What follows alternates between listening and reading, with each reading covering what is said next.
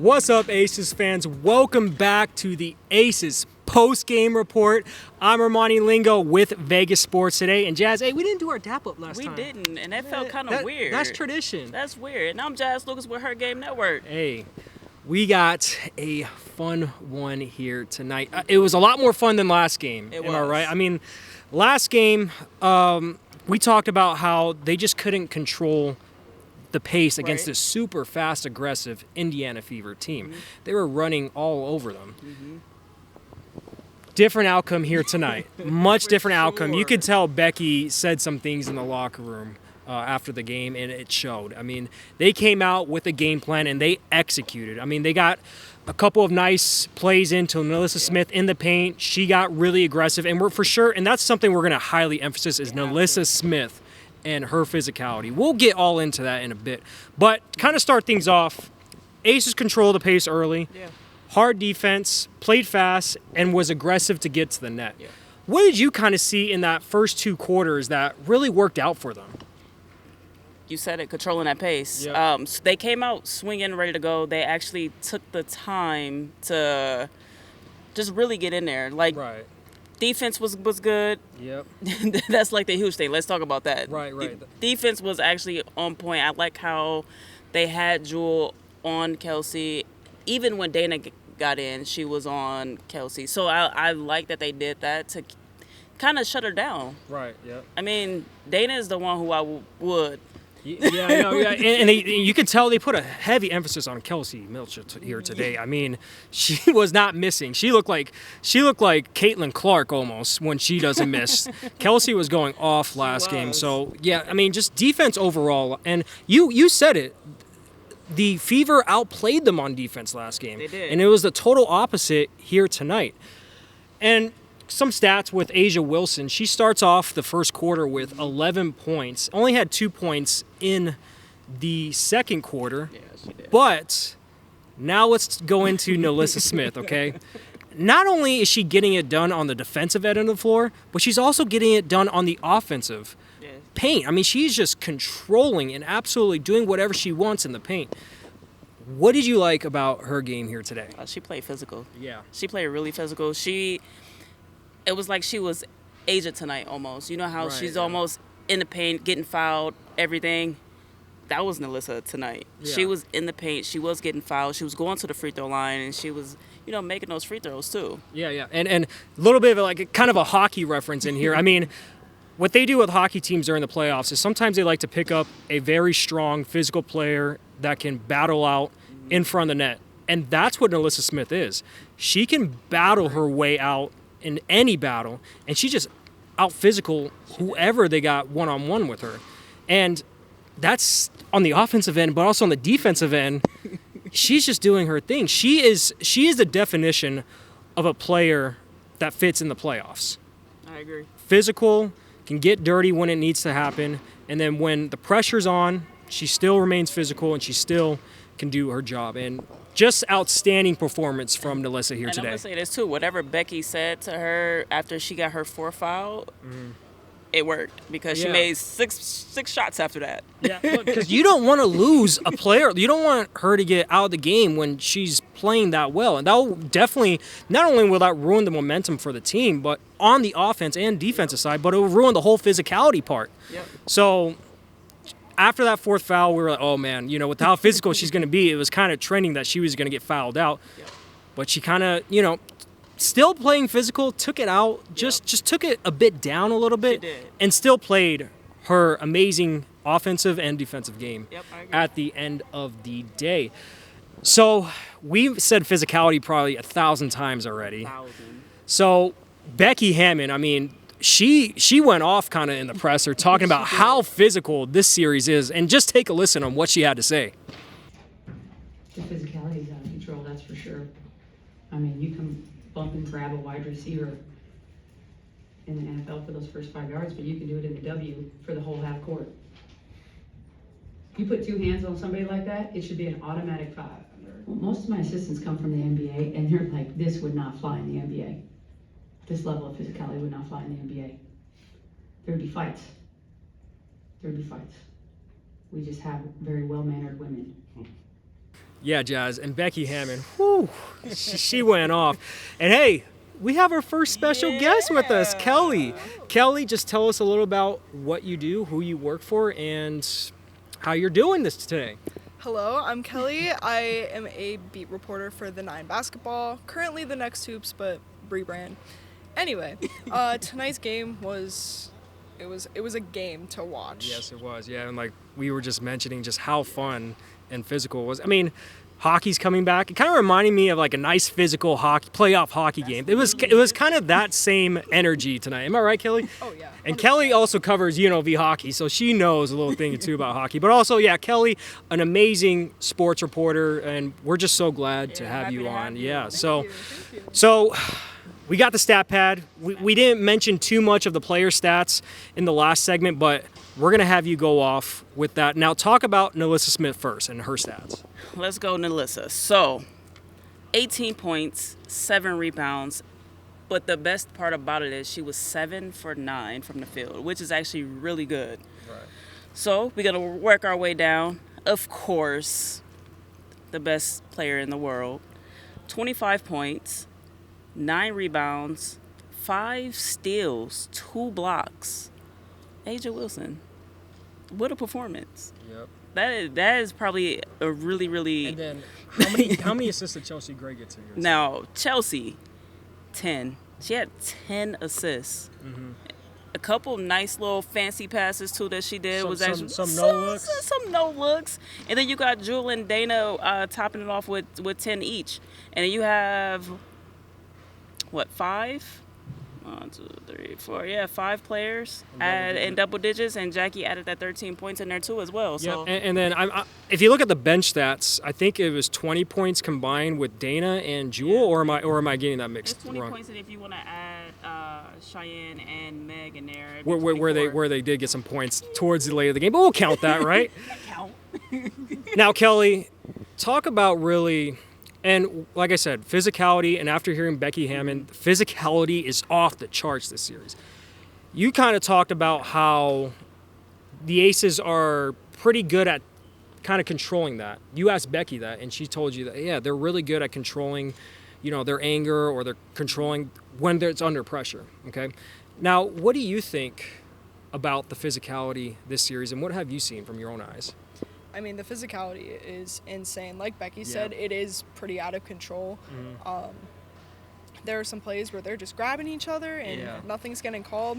And that goes for both sides. Yeah. And in situations like that, you have to keep your composure. Right. When I asked Becky about that, I asked her how she would preach that to the team. She said she didn't even need to, because they're professionals. They're personally, they're calm and collected. Yeah. So they know how to deal with things. They've been in the league for a long time. This is a veteran center team.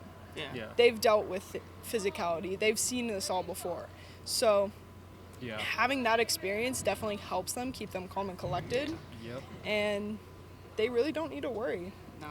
They just need to worry about fouling. Yep. I was going to say, too, Becky did bring up about that physicality, saying just how this wouldn't fly in the NBA. What are y'all thoughts on that part? I mean, it's true.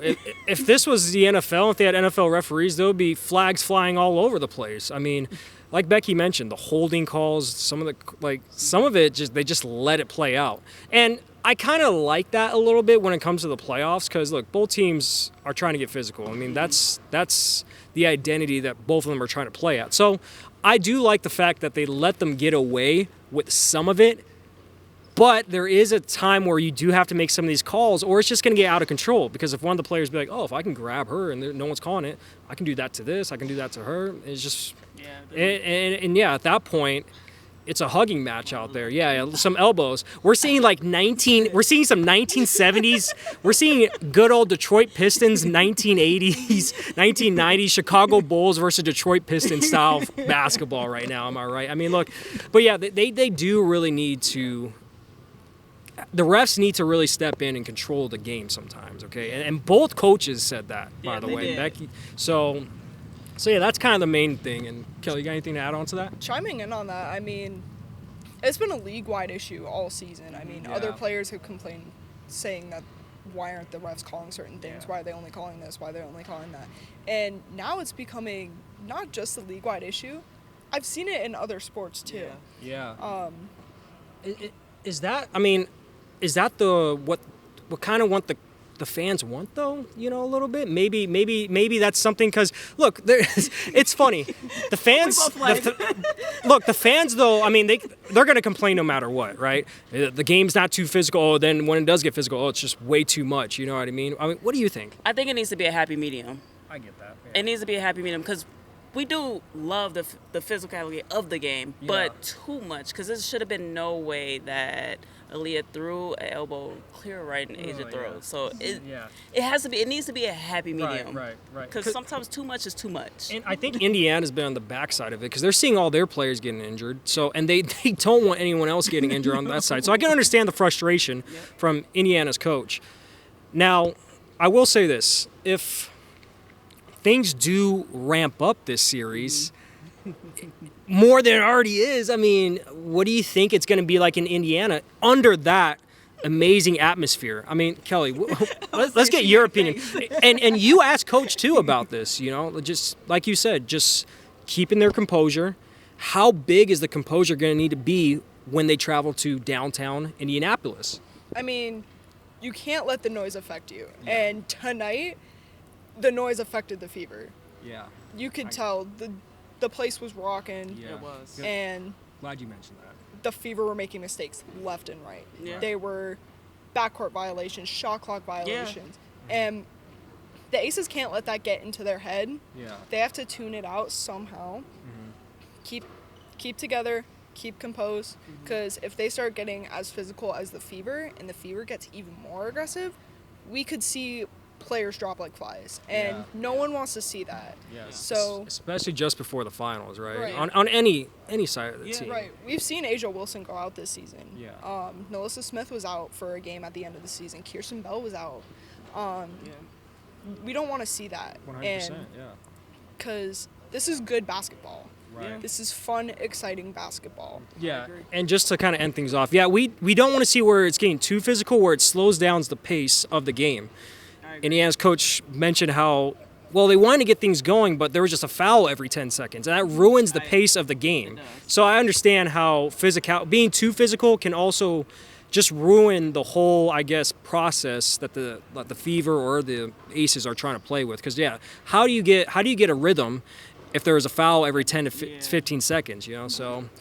Kelly, again, thank you so much. You were awesome, by the way. We're going to have her on a lot more often, okay? So thank you for coming on. But, hey, the Las Vegas Aces will now travel to downtown Indianapolis to take on the Indiana Fever for Game 3 this Friday.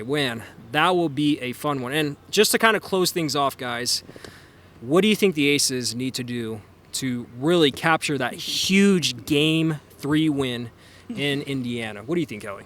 This is already a piece I'm working on right now. They can't let the noise of Gainbridge Fieldhouse get to them. That is the biggest thing. You can't let the fans rattle you. You can't let the chirps from the crowd. You know, if they say something personal, you can't let that rattle you. I like that. They need to stay physical, but try not to foul.